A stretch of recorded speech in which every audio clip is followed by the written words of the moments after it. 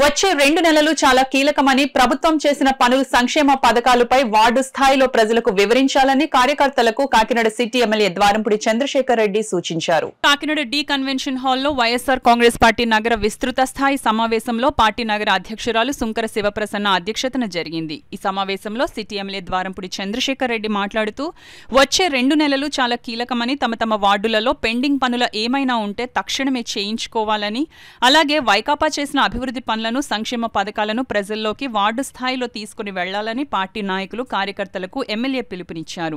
ప్రతిపక్షాలు చేస్తున్న కుట్రలను ప్రజలకు వివరించాలని ఆయన సూచించారు.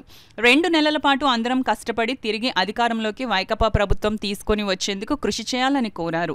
అనంతరం ఇటీవల రాష్ట్ర స్థాయిలో పార్టీ పదవులను పొందిన అబ్దుల్ బషీర్, పెద్ది రత్నాజీ, అల్లి రాజుబాబులను ఎమ్మెల్యే ద్వారంపూడి చంద్రశేఖర్ రెడ్డి ఘనంగా సత్కరించారు. అలాగే సీనియర్ మాజీ కార్పొరేటర్ చిట్నీడి మూర్తి జన్మదినం పురస్కరించుకుని ఎమ్మెల్యే ద్వారంపూడి చిట్నీడి మూర్తిచే కేక్ ను కట్ చేయించి శుభాకాంక్షలు తెలిపారు.